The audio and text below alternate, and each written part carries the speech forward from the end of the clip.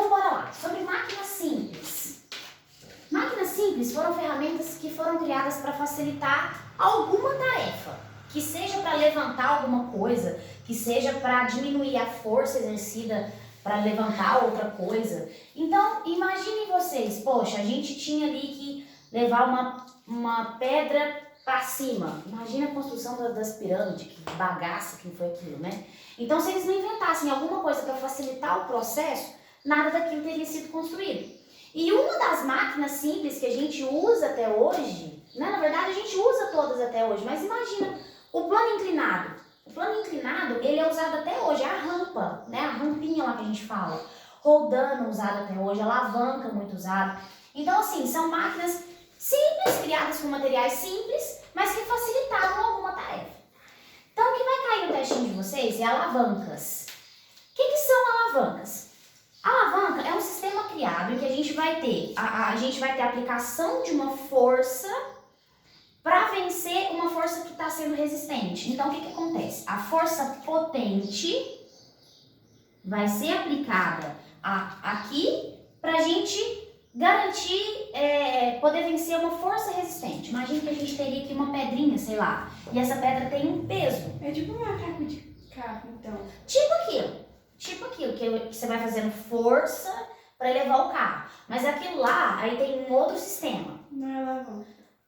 Não é alavanca, mas é mais ou menos nesse sentido que você está pensando. Você vai aplicar uma força para você conseguir vencer essa força resistente. Então, ó, e aí a gente vai aplicar essa força aqui para conseguir vencer a força resistente aqui. Gangorra! Tem aqui um molequinho aqui, certo? E aí o peso dele tem que ir para baixo para o outro subir. Se o peso desse aqui não for para baixo, o outro não sobe, certo? Ok, e na gangorrinha a gente tem aqui um negocinho aqui no meio, né? Para a tábua ficar ali pendendo para baixo, para cima. Esse ponto que a gente fala que é onde está o meiozinho da tábua é o ponto de apoio. E aí a gente tem uma distância entre essa força potente e o ponto de apoio que a gente chama de distância potente. E aqui a gente tem a distância do ponto de apoio até a força resistente, que a gente chama de distância resistente. Ok? E aí, o que o professor vai cobrar de vocês? Ele vai trazer ali um desenhinho assim, e aí ele pode falar assim, ó, que essa força potente aqui vale 5, como é força em newtons. Essa vale 5 newtons, e a distância aqui é de 10 centímetros. Me explica o que funciona esse dp e o dr. Vou te mostrar aqui agora. Ele vai vir dentro do cálculo. E aqui a distância é de 2 Isso é centímetros. importante numa conta, né? Isso, para fazer a continha. Tá, eu quero descobrir qual que é o valor dessa força resistente aqui, ó. Ok? Então, ó, eu tenho uma força potente e eu vou colocar aqui, ó. O pezinho. Lembra que fórmula? Vocês vão substituir só pelos valores de números. Letra para mim não vai importar. Então, ó, a potente eu sei que é 5. A distância da força potente até o ponto de apoio é a dp, que é esse 10 centímetros. Mas no desenho já vem. Você tem Vem, que ele vai- descobrir aonde cada lugar fica, tipo, vai te dar os números e você se vira pra descobrir. Ele vai colocar. Ou ele vai escrever, né? Tipo, potente. Será que então- coloca a fórmula, não? A fórmula? Não sei. Você vai Potência- colocar a forma pra vocês dessa vez, não. Potência sempre é o que tá em cima. E o... A resistência é o que vai subir.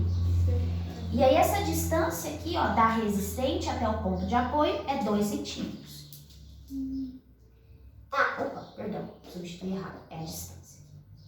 O que eu vou fazer com isso? Eu tenho que multiplicar esses dois valores e aqui seria multiplicado também a resistente por 2. Aí fica Isso. 50 igual a 2R?